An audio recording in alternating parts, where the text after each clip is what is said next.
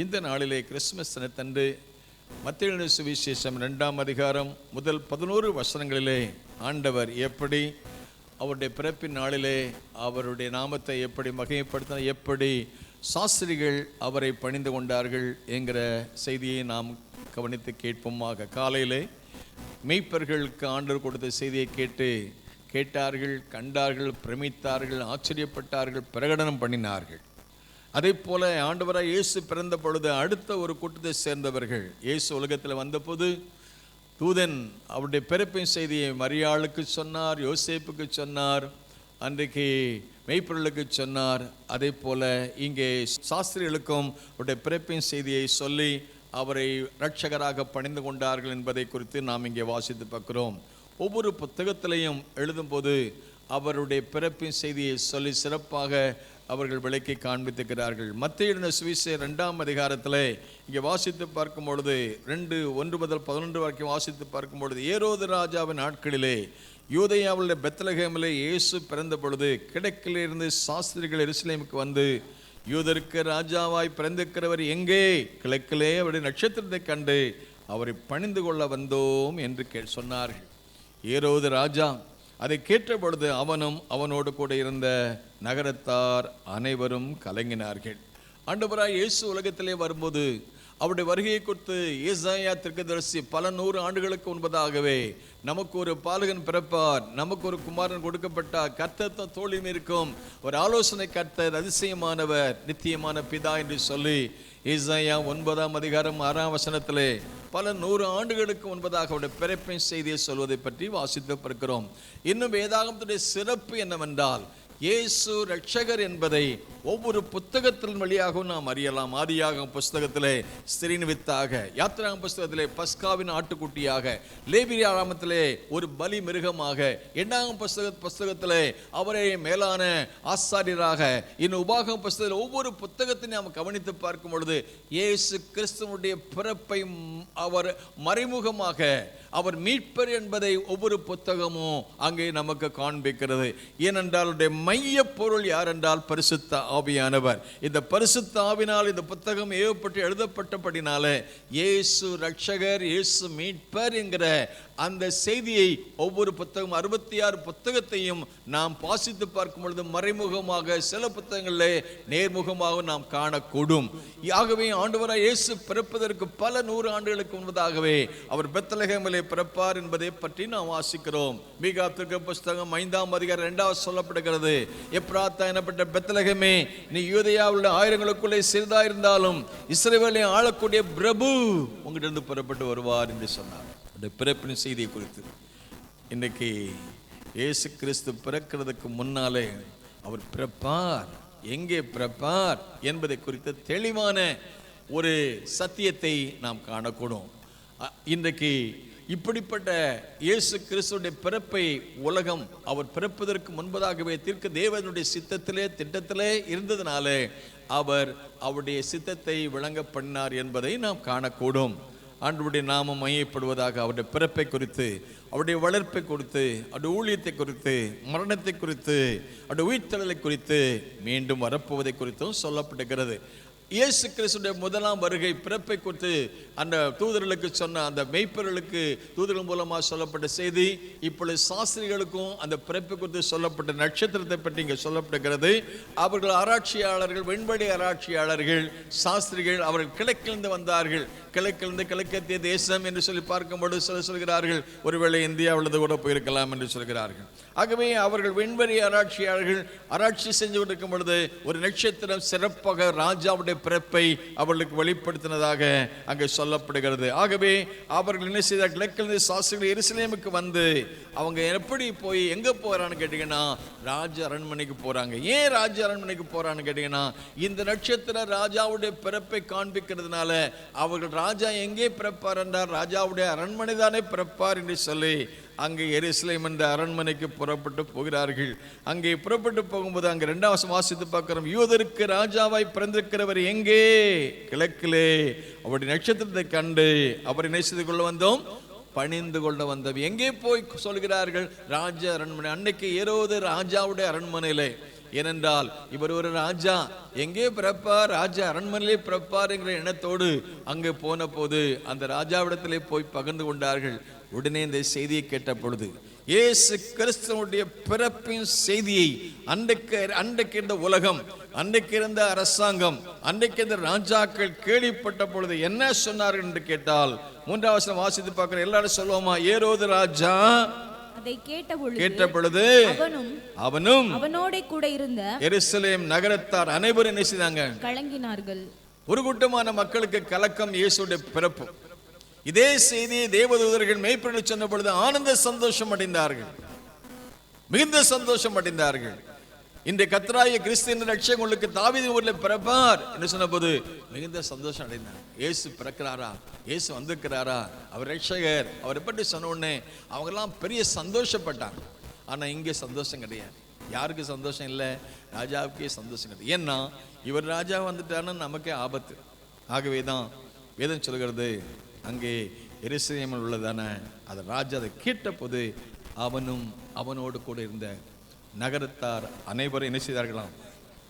கலங்கினார்கள். ஆகவே முதலாம் வருகையிலே இயேசு கிறிஸ்துடைய பிறப்பு ஒரு கூட்டமான மக்களுக்கு மகிழ்ச்சி, இன்னொரு கூட்டமான மக்களுக்கு இகழ்ச்சி. முதலாம் வருகையிலே இதே போலவே இயேசு 2ஆம் முறை வரப்போறார். அவருடைய 2ஆம் வருகையிலே ஒரு கூட்டமான மக்களுக்கு மகிழ்ச்சி.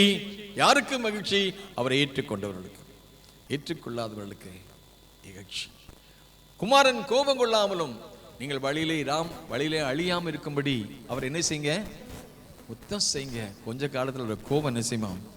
பற்றிடும். இது கிருபையின் காலம், இரக்கத்தின் காலம், இது தயவுள்ள காலம். இன்னும் அவரை ஆண்டவராக ஏற்றுக்கொள்ளக்கூடிய நமக்கு இன்றைக்கும் சமயம் கொடுக்கப்படுகிறது. நோவா நாட்களில் எப்படி நடந்ததோ அப்படியே மனுஷகுமாரன் நாட்கள்லையும் நடக்கும்னு சொன்னாரு. அங்கு இன்றைக்கு சுவிசேஷம் சொல்லப்படுது. ஏற்றுக்கொண்டால் மகிழ்ச்சி, ஏற்றுக்கொள்ளாவிட்டால் இகழ்ச்சி என்பதை முதல் வருகையிலே நாம் பார்க்கிறோம். இயேசு பிறந்த செய்தி மேய்ப்பர்களுக்கு சந்தோஷம், ஆனால் ராஜாக்களுக்கு, அரண்மனையில் இருந்தவங்களுக்கு கலக்கம். அப்படிப்பட்டதான கலக்கம் ஏற்பட்ட பொழுது ராஜா சொல்றாரு, அவங்க உடனே 4ஆம் வசனம் வாசித்து பார்க்கும் பொழுது அவன் பிரதான ஆசாரியர் ஜனத்தின் வேதபாரகர் எல்லாரையும் கூடி வர செய்து கிறிஸ்துவானவர் எங்கே பிறப்பார் என்று அவரிடத்திலே விசாரிக்கிறான். அதற்கு அவர்கள் சொன்ன ஒரு வார்த்தை என்னவென்றால், 5ஆம் வசனம், யூதேயாவில் உள்ள பெத்லகேமிலே ஒரு பிறப்பார். அது என்றால் யூதேயா தேசத்தில் உள்ள பெத்லகேமே, யூதாவின் பிரபுக்களே நீ சிறிதல்ல, என் ஜனமாக இஸ்ரவேலை ஆளக்கூடிய பிரபு உனது புறப்படுவார் என்று தீர்க்கதரிசினால் எழுதப்பட்டிருக்கிறது. இங்கே வேதபாரகர்கள் பிரதானாசாரிகள் சொன்னதான காரியம் என்னவென்றால், ஒரு பிரபு அவர் எங்கே இருந்து புறப்படுவார் என்றால், அவர் ராஜாவாக பெத்லகேம், அந்த யூதேயா தேசத்தில் பெத்லகேம் யூதேயாவின் பிரபுக்களை சிறிதாக இருந்தாலும் என் ஜனமாக இஸ்ரவேலை ஆளக்கூடிய பிரபு எங்கிருந்து புறப்படுவார். அரண்மனைக்கு போன உடனே எப்படி போய் சொன்னாங்க? யூதருக்கு ராஜாவாய் பிறந்திருக்கிறவர் எங்கே? மெய்ப்பொருளுக்கு தரிசனம் அது ரட்சகராக பிறந்திருக்கிறவர் என்று சொல்லப்படுகிறது. இங்கே ராஜாவாக பிறந்திருக்கிறார். ஆமென் சொல்லுமா? இயேசுவை பார்க்கும் பொழுது ஒரு கூட்டமான மக்கள் ரட்சகராக கண்டார்கள். இங்கே சாஸ்திரிகள் ராஜாவாக அவரை பார்க்கிறார்கள். இயேசு ராஜாதான். ஆமென் சொல்லுமா? எத்தனை பேர் ராஜாவை ஏற்றுக்கொள்ள விரும்புறீங்க? ஆமென். ராஜா இருந்தால் அவர் ராஜரிகம் பண்ணுவார். ராஜா ஆளுகை செய்கிறவர். ஆமென். இயேசு எதற்கு மேல் ராஜா? பாவத்தின் மேல் அதிகாரம் உள்ள ராஜா. பாவம் செய்த மனிதனை பார்த்து உன் பாவம் உனக்கு மன்னிக்கப்பட்டது, எழுந்து நடன்னு சொன்னார். மார்க்கு சுவிசேஷத்தில் வாசித்து பார்க்கும் பொழுது திமிர்வாதக்காரனை பார்த்து உன் பாவம் உனக்கு மன்னிக்கப்பட்டதுன்னு சொன்னார். உடனே அவன் திமிர்வாதத்திலிருந்து அவன் எழுந்து நடந்தான்னு சொல்லி பார்க்குறான். இயேசு பாவத்தின் மேல் அதிகாரம் உள்ளவர். இயேசு வியாதியின் மேல் அதிகாரம் உள்ளவர். 38 வருஷமாக வியாதி கடந்த மனுஷனை பார்த்து நீ சுகமானு விரும்புறியா? ஆமாம் ஆண்டவரே, நான் சுகமானு விரும்புகிறேன், எனக்கு உதவி செய்ய யாருமே இல்லை. I am helpless, nobody is here, come and help me. யாருமே எனக்கு இல்லை. இந்த காலை ஆராதனையில் எனக்கு யாருமே உதவி செய்ய இல்லைன்னு வந்திருக்கீங்களா? somebody is here to come and help you. I am helpless, உதவியற்ற நிலையில் வந்திருக்கிறேன்னு சொல்லி இருந்த மக்களை பார்த்து உதவும் கரமாக ஆண்டவர் இயேசு அவருக்கு வழிபட்டார். இயேசு அவர் பாவத்தின் மேலே அதிகாரமுள்ள ராஜா. இயேசு அவர் வியாதிகளின் மேல் அதிகாரமுள்ள ராஜா. இயேசு மரணத்தின் மேல் அதிகாரமுள்ள ராஜா. ஆமென் சொல்லுங்களேன். நல்ல கரங்களை தட்டி கர்த்தரை ஸ்தோத்திரம். ஹல்லேலூயா. ஆண்டவர் துக்க வீட்டுக்கு போகும்போது சொன்னார், நான் என்ன உயிர்த்தெழுதலும் ஜீவனுமா இருக்கிறேன், என்னை விசுவாசிக்கிறவன் மரித்தாலும் நாயினும் ஒரு விதவை என்ற மகனை பார்த்து அவ அழுகையை பார்த்து பாடைய கீழே இறக்குங்கன்னு சொன்னாரு. வாலிபனை எழுந்த உடனே நடந்தான். யபீருடைய மகளுக்கு பார்த்து தபித்தாவுக்கும் எழுந்திரே அப்படி சொன்னாரு. உடனே உயிரோடு வந்தான். ஆண்டவருக்கு ஸ்தோத்திரம். லாசரு மரித்து போன சமயத்து கூட லாசரு வெளியே வாண்டப்போ செத்து 4 நாள் ஆனதுக்கு அப்புறம் உயிரோடு வந்தான். ஆண்டவருக்கு ஸ்தோத்திரம். மரணத்தின் மேல் அதிகாரம் உள்ள ராஜா. அல்லேலூயா சொல்லுமா. பிசாசின் மேல் அதிகாரம் உள்ள ராஜா. பேய் நடுங்குது. அல்லேலூயா சொல்லுமா. இயேசுவே தாவீதின் குமாரனே என்று சொல்லி எல்லாவற்றுக்கும் மேலாக இயற்கை மேல் அதிகாரம் உள்ள ராஜா. கரங்களை தட்டி கத்திர. காற்றும் கடலும் வார்த்தைக்கு அது கீழ்ப்படி அவரை ராஜாவாக அங்கீகரிக்கிறவருடைய வாழ்க்கையிலே வரும்போது அவர் நம்மை ஆளுகை செய்ய விரும்புகிறார். இயேசுவே நீ ராஜாவா இருப்பதற்காக ஸ்தோத்திரம். நீர் ஆளுகை செய்வதற்காக ஸ்தோத்திரம். சங்கீதக்காரர் கர்த்தர் ராஜரீகம் பண்ணுகிறார். ஆமென். அல்லேலூயா. அவருடைய ஆட்சி ஆண்டவர் கற்றுக் கொடுத்த ஜெபத்துல உங்க ராஜ்யம் உங்க ஆட்சி வருவதாக, உங்க சித்தம் பரமல்ல செய்யப்படுவது போல பூமனை செய்யப்படுவது, உங்க ராஜ்யம் வருவதாக. நீங்க வரணும் ஆண்டவரே. நீங்க வந்து உங்க ராஜ்யத்தை எங்க வாழ்க்கையில அதை ஸ்தாபிக்கணும். எங்க வாழ்க்கையில, குடும்பத்துல, எங்க தேசத்துல, உலகத்தில் உள்ள எல்லா ஆட்சியும் ஒரு நாள் மாறும் மறையும். அந்த இயேசு கிறிஸ்துவின் ஆட்சி என்றைக்கு நிலைக்கும். கரங்களை தட்டி கர்த்தரை ஸ்தோத்திரம். அல்லேலூயா. உங்க ஆட்சி அவருடைய ராஜ்யத்துக்கு முடிவே இராது. ஆமென். உலக ராஜ்யங்களுக்கு ஒரு தோற்றம், ஒரு மறைவு, ஒரு எழுச்சி, ஒரு வீழ்ச்சி. ஆனா இயேசுவின் ராஜ்யத்திற்கு ஒரு முடிவே இராது. அந்த ராஜ்யத்தை ஸ்தாபிக்க அவர் வரப்போறார். அவரோடு நம்ம 1000 ஆண்டு ஆளப் போகிறோம். ஆமென் சொல்லுமா. யூதருக்கு ராஜாவாய் பிறந்திருக்கிறவர் எங்கே? ஒரு நட்சத்திரத்தை கண்டு ஒரு பணிந்து கொள்ள வந்தோம். இதை கேட்ட உடனே ராஜாவுக்கு பயம், நடுக்கம், திகில், கலக்கம். அவர் எங்க பிறப்பாரு? பெத்லகேம்ல பிறப்பாரு. உடனே சாஸ்திரிகளை பார்த்து சொன்ன, எப்போ நீங்க போய் பார்த்துட்டு எனக்கு சொல்லுங்க, நானும் வந்து அவர் பணிந்து கொள்றேன்னு. இவன் கள்ளப்பையன். அல்லேலூயா சொல்லுமா. நிறைய பேர் கள்ளத்தனம் பண்ணுறாங்க. அல்லேலூயா. நிறைய பேர் வருவாமா வரமாட்டான். அண்ணவர் அங்க பாருங்க, இவன் கொலை செய்யறதுக்கு வழி பண்றான். ஏன்னா நாம அவர் ராஜா வந்துட்டா நாம ராஜரிகம் பண்ண முடியாது. இந்த உலகத்தில் உள்ளதெல்லாம் சூழ்நிலையில நம்ம பார்க்கிறோம். ஆகவே அவன் சொன்னதான காரியம் என்னவென்ற 7ஆம் வசனம் பாருங்க. அப்பொழுது ஏரோது சாஸ்திரியை பார்த்து சொல்றான், ரகசியமை அழைத்து என்ன செய்யுங்க, நட்சத்திரம் காணப்பட்ட காலத்தை குறித்து அவருடைய திட்டமாய் விசாரித்து, அப்புறம் சொல்ற பாருங்க என்ன சொல்றாரு, நீங்கள் போய் பிள்ளையை குறித்து திட்டமாய் விசாரியுங்கள். நீங்கள் அதை கண்ட பின்பு நானும் வந்து அதை பணிந்து கொள்ளும்படி. உண்மையிலேயே வந்து பணிந்து கொள்ள விரும்புறானா? போய் சொல்றேன். போய் புரட்டு, திருட்டு, உருட்டு எல்லாம் அந்த ராஜாக்கிட்ட காணும். இந்த மாதிரி இருக்கிற மேலான ஆட்கள், இந்த பதவியில் இருக்கவங்க பாருங்க எப்படிலாம் இருப்பான்னு பாருங்க. நீங்க போய் பாருங்க. போய் பார்த்துட்டு என்ன செய்யுங்க, திட்டமா விசாரிங்க. நீங்க போய் பிள்ளையை கொடுத்த திட்டமா விசாரிங்க. நீங்க அதை கண்ட பின்பு நானும் வர்றேன், வந்து என்ன செய்றேன், அதை பணிந்து கொள்ளும்படி வர்றேன், எனக்கு நீங்க சொல்லுங்க அப்படின்னு சொல்லி அவங்கள அனுப்பி வைக்கிறார். பார்க்குறோம். உண்மையான நோக்கத்தோடு இல்லை, தப்பான நோக்கத்தோடு. அந்த அப்படிப்பட்ட சூழ்நிலை அங்க பாருங்க என்ன நடக்கிறது. ராஜா சொன்னதை அவர்கள் கேட்டு போகல. இதோ அவர்கள் கிழக்கிலே கண்ட நட்சத்திரம் பிள்ளை இருந்த ஸ்தலத்திற்கு மேல் வந்து நிற்கும் வரைக்கும் அவர்களுக்கு முன் சென்றது. அவர்களுக்கு ஆண்டவர் சரியா நடத்துறார். யாக்கோபின் ஒரு நட்சத்திரம் உதிக்கும், ஒரு செங்கோல் இஸ்ரவேலில் தோன்றும் ஒரு நட்சத்திரம், விடிவெள்ளி நட்சத்திரம், அருணோதயம் உதித்த சரியா சீரா அந்த சாஸ்திரிகளை நடத்தி கொண்டு வருவதை பார்க்கிறோம். ஆகவே சரியா அந்த குழந்தை, அந்த பிள்ளை இருந்த இடத்திலே வந்து நிற்கும் வரை அவர்களுக்கு முன் சென்றது. அவர்கள் அந்த நட்சத்திரத்தை கண்ட போது என்ன செய்தாங்களாம்? மிகுந்த ஆனந்த சந்தோஷம் அடைந்தார்கள். எல்லாம் சொல்லுங்க, எப்படி சந்தோஷப்பட்டாங்களாம்? இந்த நட்சத்திரம் ராஜாவுடைய பிறப்பை கண்ட போது மிகுந்த சந்தோஷம், ஆனந்த சந்தோஷம். அரசு அரண்மனையில் ஆனந்த சந்தோஷம் இல்லை, அங்க பயம், அங்க நடுக்கம், அங்க திகில், அங்க வேதனை. அவரை கண்ட மக்களுக்கு, கேட்ட மக்களுக்கு ஆனந்த சந்தோஷம். அந்த ஆனந்த சந்தோஷம் இருந்தனால அவங்க என்ன செஞ்சாங்கன்னு கேட்ட அடுத்த வசனம் பாருங்க. அவர்கள் அந்த வீட்டுக்குள்ள என்ன செய்தார்கள்? பிரவேசித்து. எந்த வீட்டுக்குள்ள? இயேசு இந்த வீட்டுக்குள்ள பிரவேசித்தார்கள். ஆமென் சொல்லுமா. ஆமென். இயேசு நம்ம வீட்டில் இருக்கிறாரா? அல்லேலூயா சொல்லுமா. மார்க் 2:1 வாசித்து பார்க்கும் பொழுது என்ன சொல்லுது? அந்த இயேசு அந்த வீட்டில் இருந்தாரா? அல்லேலூயா சொல்லுமா. பாருங்க, சில நாட்களுக்கு பின்பு அவர் மறுபடியும் கப்பர்நகூம் போனார். அவர் எங்க இருக்கிறாரு? அவர் வீட்டிலே இருக்கிறார் என்று ஜனங்கள் கேள்விப்பட்டு அங்கே வாசலுக்கு முன்னால் நிற்க இடம் பதாதபடி அநேகர் கூடி வந்தார்கள். வந்தவர்களுக்கெல்லாம் வசனத்தை போதித்தார். இயேசு நம்ம வீட்டில் இருக்கிறாரா? இந்த காலவேளை கிறிஸ்மஸ் அன்னைக்கு ராஜ அரண்மனையில் இடம் இல்லை, சத்திரத்தில் இடம் இல்லை, ஆனா இருதயத்தில் இடம் இருக்கா? ஆண்டவர் எங்க யாருடைய வாழ்க்கையில இடம் கொடுக்குறாங்களோ அவங்க இதயத்திலிருந்து வாசம் பண்ண விரும்புகிறார். வெளிப்படுத்தின விசேஷம் 3:20 சொல்லுது, இதோ வாசல் படியில் நின்று என்ன செய்கிறேன், ஒருவன் சத்தத்தை கேட்டு கதவை திறந்தால் அவன் இடத்துல வந்து அவனோடு என்ன செய்வேன். ஆண்டவர் வந்து நம்ம கூட உறவு கொள்ள விரும்புகிறார், அன்பு கொள்ள விரும்புகிறார், நம்ம கூட இருக்க விரும்புகிறார், பேச விரும்புகிறார், நம்மளோட ஐக்கியம் கொள்ள விரும்புகிறார். ஆமேன்னு சொல்லுமா?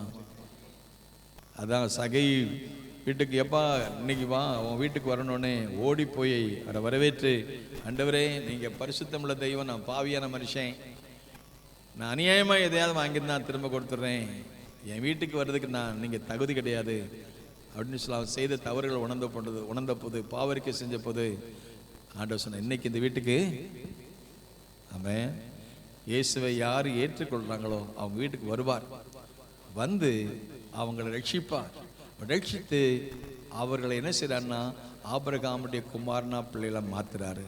இவனும் ஆபிரகாமுக்கு புத்திரனா இருக்கிறானே, குமாரனா இருக்கிறான்னு சொல்லி அந்த வீட்டுக்கு போய் இழந்து போனது தேடவும் ரட்சிக்குமே மனுஷகுமாரன். ஆமேன்னு சொல்லுவோமா?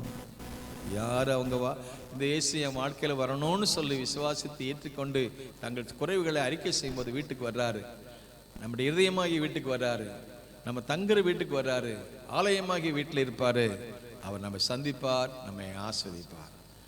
அந்த வீட்டுக்குள்ளே இயேசு இருக்கிறான்னு கேள்விப்பட்டு அங்க புறப்பட்டு போறாங்க. அவங்க அந்த வீட்டுக்குள்ளே பிரவேசித்து யாரை பார்க்கறாங்க? வீட்டுக்குள்ள என்ன செய்றாங்க? பிள்ளையும் அதன் தாயாகிய மரியாளையும் கண்டு என்ன செய்றாங்க? சாஷ்டாங்கமாய் விழுந்து அதை பணிந்து கொண்டு. நல்ல அழகா சொல்லுது, சாஷ்டாங்கமாய் விழுந்து யாரை பணிந்து கொண்டாங்க? அங்க அழகான சொல்லுகிறது, அதை பணிந்து. எதை பணிந்து கொண்டார்கள்? யோசேப்பு இருக்கிறாரு, மரியா இருக்கிறாங்க, பேபி ஜீசஸ் இருக்கிறாங்க. யாரை பணிந்து கொண்டாங்க? மரியாளை அல்ல, யோசேப்பை அல்ல, ரட்சகராக இயேசு. இன்று கர்த்தராகிய கிறிஸ்தியன் ரட்சகர் உங்களுக்காக தாவீதின் ஊர்ல, அவர் தான் எனக்கு நம்முடைய ரட்சிப்புக்கு காரணமானவர். பெற்றெடுத்த யோசேப்புக்காக ஸ்தோத்திரம், பெற்றெடுத்த மரியாளுக்காக ஸ்தோத்திரம். அவங்க கர்த்தரால் பயன்படும் பாத்திரங்களாக இருந்தார்கள். அவள் ஒரு குமாரனை பெறுவாள், அவருக்கு இயேசு என்று பெயரிடுவார், ஏனென்றால் அவர் தம்முடைய ஜனங்களின் பாவங்களை நீக்கி ரட்சிக்கிறவர். யோசேப்பு ரட்சிக்கிறவர் என்பது சொல்லப்படவில்லை, மரியாள் ரட்சிக்கிறவர் என்பது சொல்லப்படவில்லை. இவர்கள் தேவன் பயன்படுத்தும் பாத்திரங்களாக காணப்பட்டார்கள். ஆனால் ரட்சகராக அவர் நமக்காக பலியாவதற்கு சித்தம் கொண்டு அவரை பலியாக ஒப்பு கொடுத்தார். ஏன் அவர் ஆராதனைக்குரியவர், ஏன் அவர் துதிகளுக்கு உரியவர், ஏன் அவரை போற்றுவதற்கு உரியவர் என்றால் அவர் நமக்காக பலியானபடினால. ஆமென். அவர் உலகத்துல வந்ததின் நோக்கம் என்னவென்றால் அவர் நமக்காகவே உலகத்துல அவர் பலியாக தன்னையே கொடுப்பதற்கு இந்த உலகத்துல நமக்காக வந்தார். ஒரு தேவ மனுஷன் பிரசங்கம் பண்ணும்போது சொன்னார், ஆண்டவரை இயேசு கிறிஸ்துடைய அந்த தியாக பலியை பற்றி சொல்லும்போது ஒரு நல்ல அழகான ஒரு உதாரணம் சொன்னார். ஒரு சமயம் அந்த போதகர் வீட்டுக்கு போயிருந்தார்.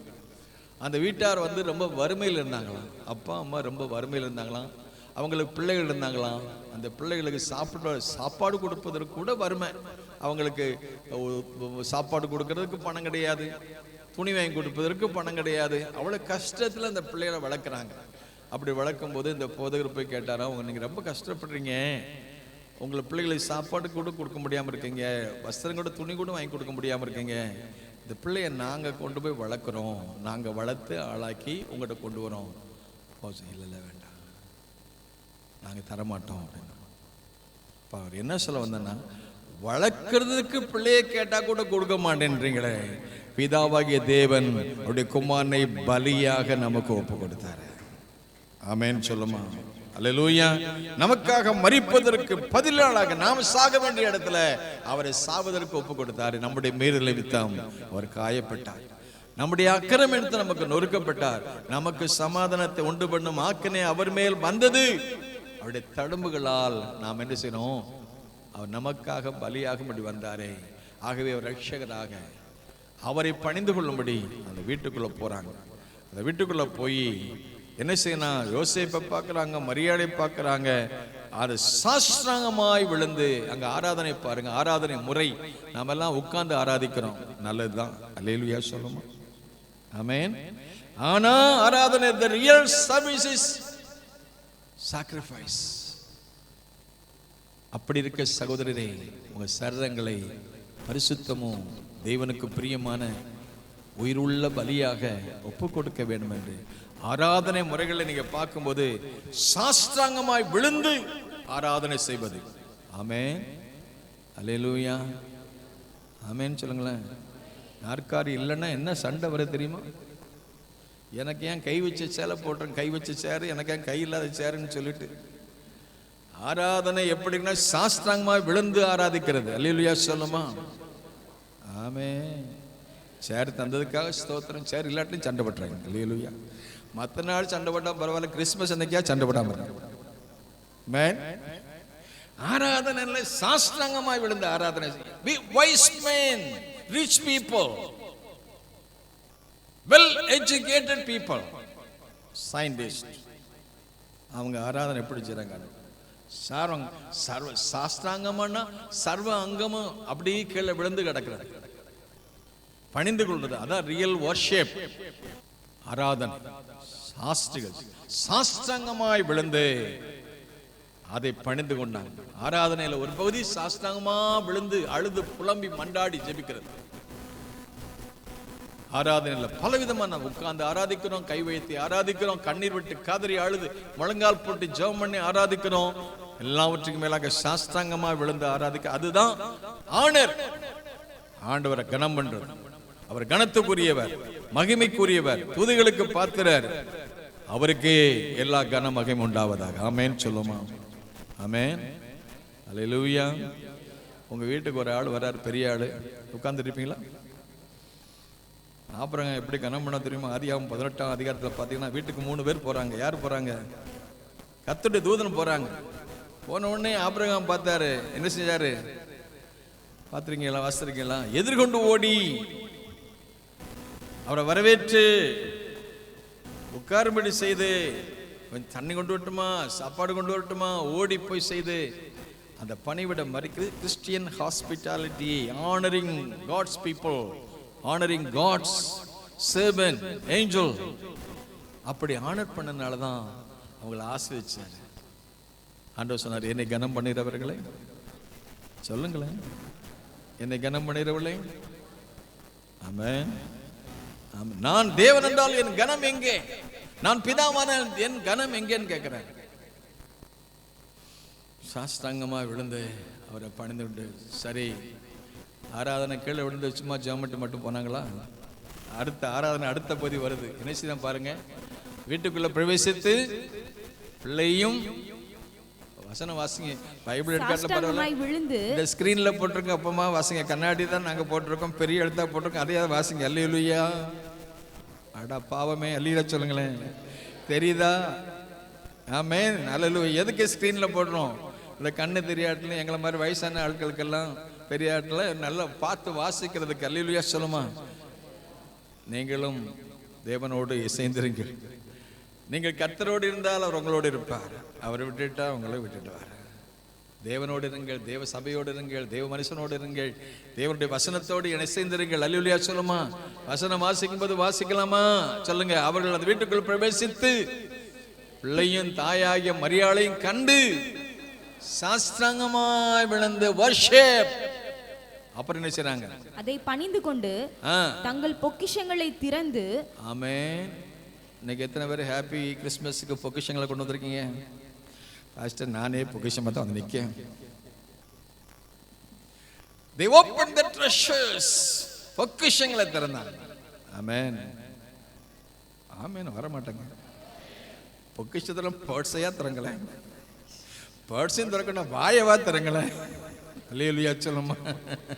கையவா திறன், கரங்களை தட்டி கர்த்தரை ஸ்தோத்திரம். அல்லேலூயா. ஏசுனாருக்கு காணிக்க கொடுக்காங்க பாருங்க. அல்லேலூயா சொல்லுமா. இப்பதான் நிறைய பேர் முக்காட போடுறாங்க. அவ என்ன செய்யறாங்க பாருங்க. தங்கள் பொக்கிஷங்களை திறந்து என்ன காணிக்க கொடுத்தாங்க? பொன்னையும். ஆமென் சொல்லுங்களேன். நீங்க தராட்டும் பரவாயில்ல, சொல்லுங்களேன். வயனால என்ன செய்யுங்க? பொன்னையும் தூப வர்க்கத்தையும் வெள்ளை போளத்தையும் அதற்கு காணிக்கையாக வைத்தார்கள். ஆமென். That is real Christmas. பொக்கிஷத்தை சாஸ்திரமா விழுந்து பணிந்து கொண்டாங்க. பொக்கிஷங்களை திறந்து அவருக்கு காணிக்கை. அந்த பொன் எதற்காக கொடுத்தாங்க? எதற்காக அந்த பொண்ணை கொடுத்தாங்கன்னா, he is a king of kings, Rajathi Raja. Solomon ராஜா உலகத்தில் ஆட்சி செய்த போது அவருடைய ஞானத்தை கண்டு ஷீபா தேசத்து ராஜாத்தி வர்றா, வந்து அள்ளி கொண்டு போய் கொடுக்கா, ஒட்டகத்தில் கொண்டு போய் கொடுக்க தங்கத்தை. அல்லேலூயா சொல்லுமா? ஆமென், ஆமென். என்ன அவருடைய wisdom, he is a king. அவ்வளவு ஞானம் பெற்ற அந்த ராஜாவுக்கு தங்க காணிக்கை கொடுத்தாங்களாம். ஆனா இன்னைக்கு காலையில சாலமோனிலும் பெரியவர் இங்கே வந்திருக்கிறாரு. கரங்களை தட்டி கர்த்தரை ஸ்தோத்திரம் பண்ணுவோம். ஹல்லேலூயா. அந்த சாலமோனுக்கு ஞானத்தை கொடுத்தவர் இங்க வந்திருக்கிறாரு. ஆமென். அவர் உங்களுக்கு ஞானத்தை கொடுப்பாரா கொடுக்க மாட்டாரா? ஆமென் சொல்லுங்கப்போ. சாலமோனிலும் பெரியவர் இங்கே வந்திருக்கிறாரு. யோனாவிலும் பெரியவர் இங்கே வந்திருக்கிறாரு. தீர்க்கதரிசியிலும் மேலானவர் இங்கே வந்திருக்கிறாரு. உலகத்தில் இருக்கிறவனை பார்க்கலாம் உனக்குள்ளே இருக்கிறவர் பெரியவர். வானத்திலும் பூமியிலும் அதிகாரம் பெற்ற ஆண்டவர் எனக்குள்ள வந்து வாசம் பண்றார். அவர் சாலமோனிலும் பெரியவர். he is a king of kings, lord of lord. ஆகவே அவங்க பார்த்தாங்க, is a honorable, அவருக்கு your honor. பொக்கிஷத்தை திறந்து தங்க காணி கொடுத்தாங்க. எத்தனை கிலோ கொடுத்தா எனக்கு தெரியாது. ஏன்னா அவங்க போனது ஒட்டகத்தெல்லாம் போவாங்க, ஒட்டகத்தான் போயிருக்கிறாங்க. அல்லேலூயா சொல்லுமா? ஒட்டகத்துக்கு ஒரு பேர் மறுபேர் உண்டு, பாலைவன கப்பல். கப்பலில் வந்து இறங்குது. அல்லேலூயா சொல்லுமா? ஆமென். உங்களுக்கு கப்பல் வந்து இறங்கினா எப்படி இருக்கும்? டன்னா வந்து இறங்கினா நல்லா இருக்குமா நல்லா இருக்காதா? Honour your God first. என்னை கனம் பண்ணிட்டு நான் கனம் பண்ணுவேன். பொக்கிஷத்தை திறந்து முதலாவது பொண்ணை, ஏன்னா தங்கம், தங்கத்துக்கு தங்க ராஜா, ராஜாதே ராஜா. பூமி அது நிறைவும் அவருடையது. எல்லாம் உம்மாலே வந்தது, உம்மிடத்தில் வாங்கினோம், அதை உமக்கே கொடுக்குறோம். கொடுத்தான், தங்க காணி கொடுத்தான். ரெண்டாவது தங்கத்தை மட்டும் இல்லை, அவரை ராஜாவாக அங்கீகரிச்சாங்க. நீங்க தான் ராஜா. ஏன்னா அவர் ராஜாவை அங்கீகரிக்கல, ஏரோது ராஜா. ஆனா இவங்க ராஜாவை அங்கீகரிக்கிறாங்க. ரெண்டாவது காணிக்கை எதை கொடுத்தாங்க? தூபவர்க்கம். தூபவர்க்கம் எதை காண்பிக்கிறது? பழைய ஏற்பட்ட ஆசாரிய முறைமைகளை அந்த ஆசாரியன் தூபவர்க்கம் சொல்லும். தேவ சமூகத்தில் வரும்போது அன்றைக்கு சகரியா தூபவர்க்கம் ஆண்டவருக்கு முன்னால செலுத்தின போது அந்த சுகந்த வாசனையை பார்த்து முகர்ந்து தேவன் தூதனை அனுப்பினார். பழைய ஏற்பாட்டு நாட்கள்ல அந்த தூப வர்க்கம் மிக முக்கியமான ஒன்று. ஆரோன் அவன் எப்போதும் தூப கலசத்துல அந்த தூப வர்க்கத்தை போட்டு அந்த சுகந்த வாசனை தேவனுக்கு முன்னால் எழுப்புவது வழக்கம். அது எதை காண்பிக்கிறது? ஆசாரியன். ஆண்டவருக்கு ஸ்தோத்திரம். எபனே 20 வாசித்து பார்க்கும்போது அவரே நம்முடைய மகா பிரதான ஆசாரியனா இருக்கு. ஆசாரியனுடைய பணி என்ன? மன்றாட்டு வேலை. நமக்காக பிதாவிடத்தில் பேசுறது, தேவனிடத்தில் பேசுறது, தேவனுக்காக மனுஷனிடத்தில் பேசுறது. A middleman. நாம செய்த நம்முடைய பாவத்தை தக்க தண்டனை வராதபடி is pleading for us, interceding for us. நமக்காக மன்றாடி, பிதாவே மன்னிங்க, தாங்க செய்கிறது என்னதுன்னு அறியாமல் இருக்கு. அவருடைய பிறந்திலிருந்து அவருடைய மரணம் வரை, ஈவன் கல்வாரி சிலுவையில் இருக்கும்போது கூட ஒரு மன்றாட்டு ஜெபம் பண்ணார். பிதாவே இவர்களுக்கு மன்னியும், தாங்கள் செய்கிறது என்னதென்று அறியாமல் இருக்க. மன்றாட்டு ஜெபம், ப்ளீடிங் ஃபார் ஹிஸ் பீப்பிள். ஆண்டவர் அந்த மன்றாட்டு ஊழியத்தை செய்யறதுக்கு ஒரு ஆசாரியனுக்கு அடையாளமாக தூப வர்க்கத்தையும் காணிக்கையா சேர்த்தாங்க. மூணாவது ஒன்று செலுத்துறாங்க. அது என்ன காணிக்கை செலுத்துறாங்க? வெள்ளை போளம். அவருடைய மரணத்தையும் அவருடைய பாடுகளையும் அவருடைய தியாகத்தையும் அப்புறம் அவருடைய உயிர்த்தெழுதலையும் நினைவுகூறும்படி அவரை பணிந்து கொண்டார்கள். அவர் ராஜாவாக அங்கீகரித்தார்கள்.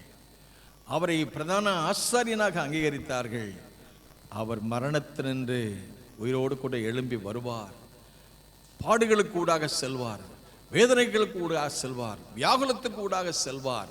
ஆகிலும் பிதாவே இந்த பாத்திரம் என்னை விட்டு எங்கே கொடுமையானால் நீங்கட்டும் என்று சொல்லி அவர் மன்றாடி ஜெபித்து தன்னையே பலியாக ஒப்பு கொடுப்பார் என்பதற்கு அடையாளமாக அந்த பிரதான ஆசாரியன் மரணத்துக்கு அடையாளமாக வெள்ளை புலத்தையும் காணிக்கையாக செலுத்தி என்ன செய்தார்கள்? அதற்கு காணிக்கையாக வைத்தார்கள். இவ்விதமாக கர்த்தரை பணிந்து கொண்டார்கள். ஆமென் சொல்லும். அல்லேலூயா. ஆகவே ஆண்டவருக்கு ஸ்தோத்திரம். அதற்கு பின்பு நடந்த காரியம் என்னவென்றால் 12ஆம் வசனம், அவர்கள் ஏரோதினிடத்திற்கு திரும்பி போக வேண்டாம் என்று சொப்பனத்திலே தேவனால் என்ன செய்தார்கள்? எச்சரிக்கப்பட்டு வேறு வழியாய் தங்கள் தேசத்துக்கு என்ன செய்தாங்க?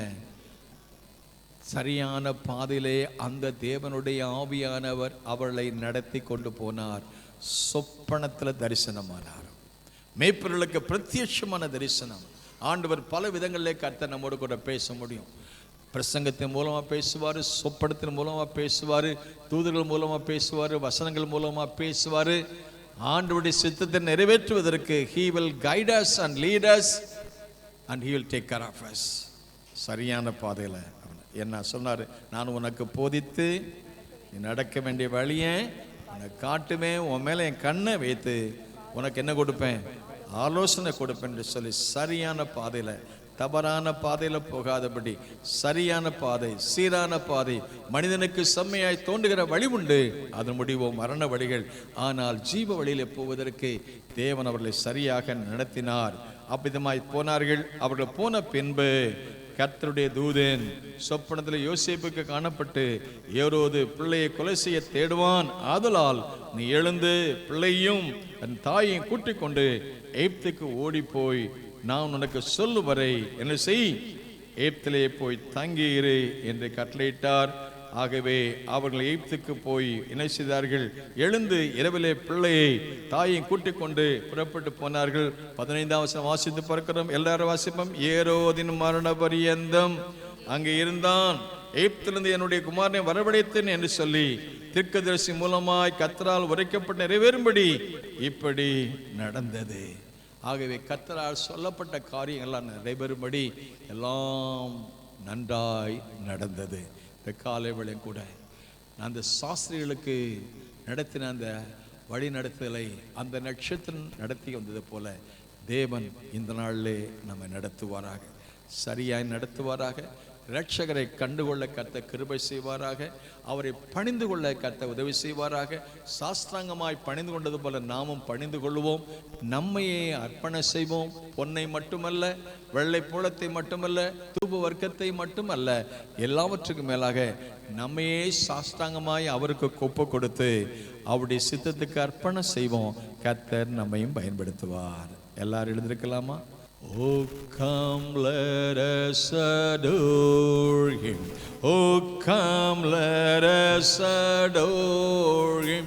Oh, come, let us adore Him, Christ the Lord. பக்தரே வாரும் ஆசையாவலோடு நீர் பாரும், நீர் பாரும், நீர் பாருனை. வானோரின் ராஜ கிறிஸ்து பிறந்தார்.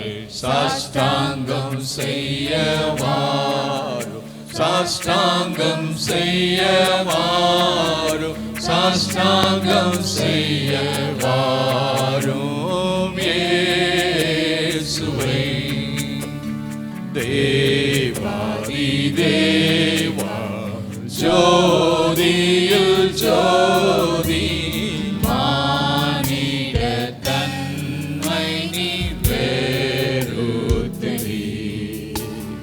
நித்ய குமாரன் ஒப்பில்லாத மைந்த, சாஷ்டாங்கம் செய்ய வாரும், சாஷ்டாங்கம் செய்ய வாரும், சாஷ்டாங்கம் செய்ய வாரும். இயேசுவை மேலோகத்தாரி மாகம்பீரத்தோடு ஜென்மன செய்தி நாடி போற்றுவேன். வீணில் சந்தோஷம், மண்ணில் சமாதானம், சாஷ்டாங்கம் செய்ய வாரும், சாஷ்டாங்கம் செய்ய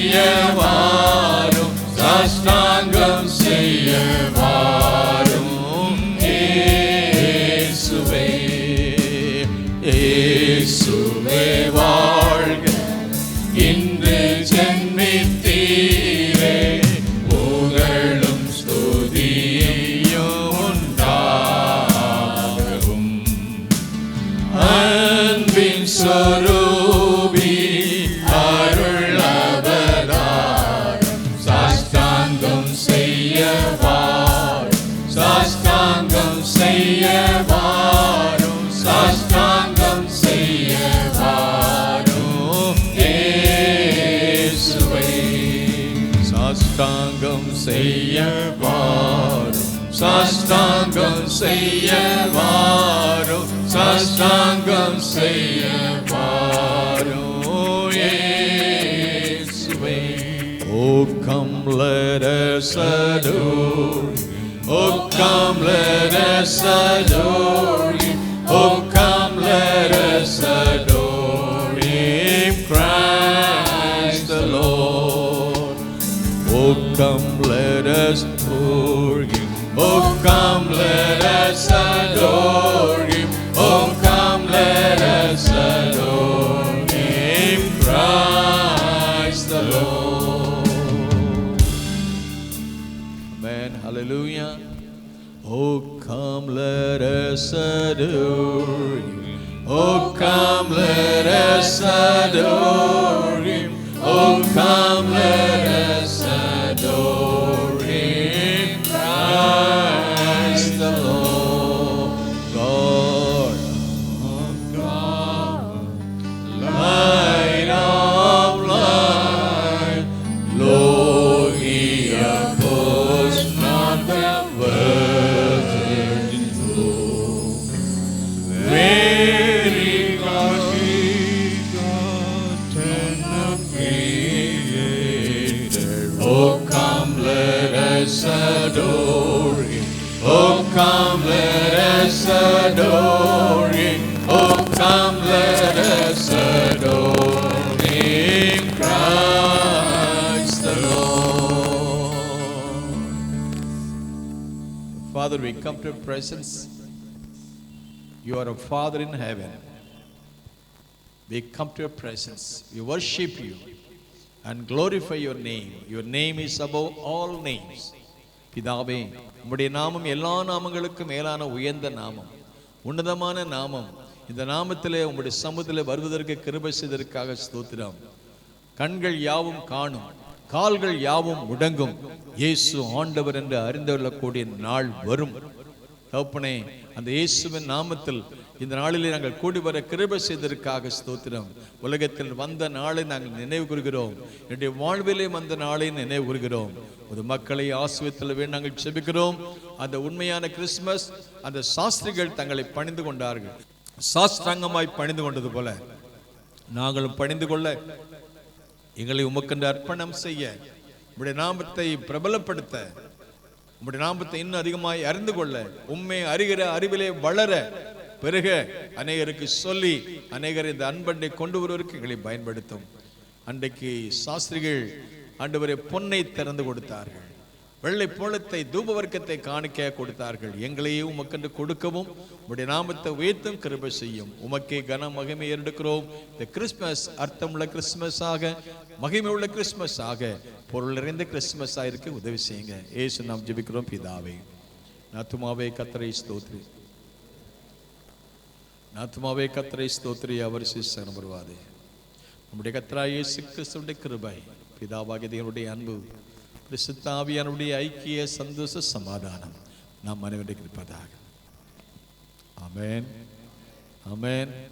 ஹாப்பி கிறிஸ்மஸ் எல்லாருக்கும். Happy Christmas. God bless you all. கர்த்தர் உங்களை ஆசீர்வதிப்பார்.